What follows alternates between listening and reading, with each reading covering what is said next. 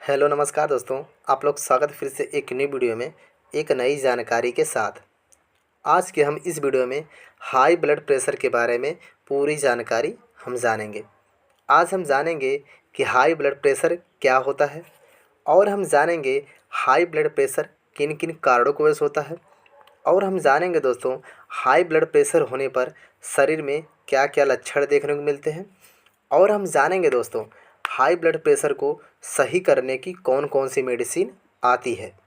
ये पूरी जानकारी आज के हम इस वीडियो में बहुत ही सरल भाषा में जानेंगे। तो जानकारी लेने के लिए वीडियो बने रहिए और वीडियो को लास्ट तक देखिएगा। और अगर चैनल पर नए हैं तो चैनल को सब्सक्राइब भी कर लीजिएगा। अगर आप मेडिकल स्टूडेंट हैं या फिर किसी हॉस्पिटल में जॉब करते हैं तो ये वीडियो आपके लिए अत्यंत आवश्यक होने वाली है। तो आइए जानते हैं कि हाई ब्लड प्रेशर क्या होता है। देखिए दोस्तों, जो नॉर्मल ब्लड प्रेशर होता है एक मनुष्य का 120/80 mmHg होता है, जो कि आप भी जानते हैं। लेकिन जब जनरली सिस्टोलिक ब्लड प्रेशर 140 से एबव तथा डायस्टोलिक ब्लड प्रेशर 90 से एबव होता है तो उसको हाइपरटेंशन कहते हैं, यानी कि हाई ब्लड प्रेशर। देखिए दोस्तों, हाई ब्लड प्रेशर को हाइपरटेंशन के भी नाम से जाना जाता है। जो सिस्टोलिक ब्लड प्रेशर होता है दोस्तों, जब हमारा हार्ट पंप करता है तो उस समय जो आर्टरी पे प्रेशर लगता है तो उसको सिस्टोलिक ब्लड प्रेशर कहते हैं। और डायस्टोलिक ब्लड प्रेशर जब हमारा हार्ट रिलैक्स कर रहा है तो उस समय जो आर्टरी पे प्रेशर लगता है उसको डायस्टोलिक ब्लड प्रेशर कहा जाता है। तो उम्मीद करते हैं दोस्तों आपको हाई ब्लड प्रेशर के बारे में जानकारी अच्छे से समझ में आ गई होगी।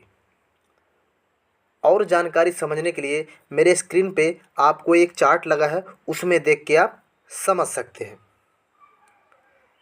अब आप इसका स्क्रीनशॉट ले लीजिए।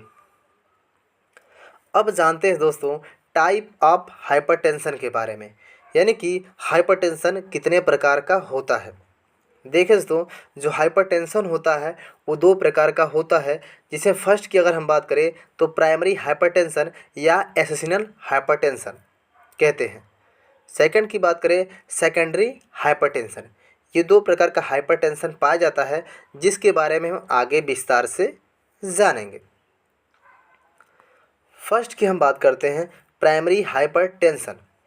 देखिए दोस्तों, जो प्राइमरी हाइपरटेंशन होता है यह किसी एक बीमारी के कारण नहीं होता है।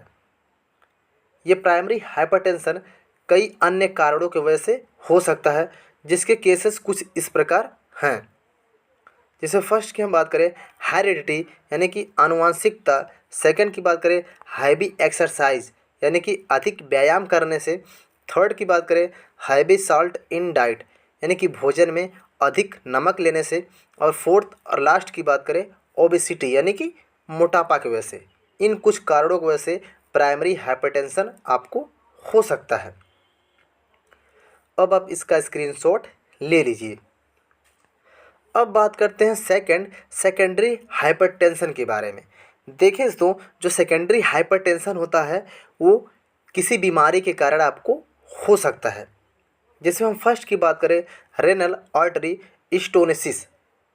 देखिए दोस्तों, जो रेनल आर्टरी स्टोनेसिस होता है ये रेनल के आर्टरी में ब्लॉकेज हो जाता है, जिससे हमारा ब्लड सही से बॉडी में फिल्टर होकर फ्लो नहीं कर पाता। तो उस दौरान आपको सेकेंडरी हाइपरटेंशन की बीमारी हो सकती है। इसके अलावा सेकंड की बात करें ग्लोमेरुलोनेफ्राइटिस की बीमारी। ये बीमारी किडनी में एक फिल्टरिंग पार्ट पाया जाता है दोस्तों, जिसको ग्लोमेरुल कहा जाता है। वो उसमें सूजन आ जाती है जिसकी वजह से हमारा ब्लड सही से फिल्टर नहीं हो पाता। तो उस दौरान भी सेकेंडरी हाइपरटेंशन जैसी बीमारी आपको हो सकती है। थर्ड की बात करें tumour of supra renal gland. और फोर्थ की बात करें हाइपर पैराथायरॉयडिज्म। इन कुछ बीमारियों की वजह से आपको सेकेंडरी हाइपरटेंशन जैसी बीमारी हो सकती है। अब आप इसका स्क्रीनशॉट ले लीजिए। अब बात करते हैं नेक्स्ट दोस्तों सिग्न्स एंड सिम्टम के बारे में, यानी कि अगर किसी को हाई ब्लड प्रेशर हुआ है तो उस दौरान उसके शरीर में क्या क्या लक्षण देखने को मिलेगा।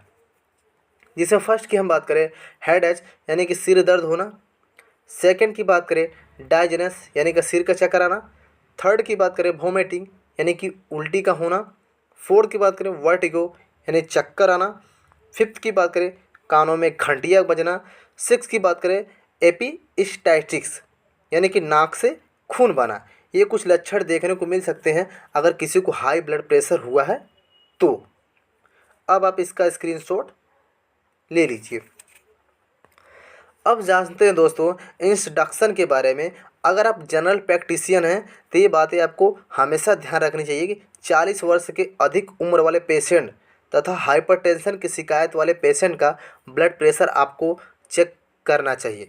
इसके साथ ही हाइपरटेंशन वाले पेशेंट को कुछ निम्न सलाह इस प्रकार देनी चाहिए, जो कि कुछ इस प्रकार है। इसमें फर्स्ट की हम बात करें रेगुलर एक्सरसाइज तथा योगा करवाएं। सेकंड की बात करें प्रॉपर नींद लेवें। थर्ड की बात करें अगर पेशेंट का ओवर वेट है तो वेट लॉस करने के लिए प्रोत्साहित करें। फोर्थ की बात करें इसके अलावा पेशेंट को साल्ट रिस्ट्रिक्टेड डाइट देनी चाहिए तथा ऑयली फूड को अवॉइड करना चाहिए। फिफ्थ की बात करें माइंड को हर वक्त रिलैक्स रखना चाहिए।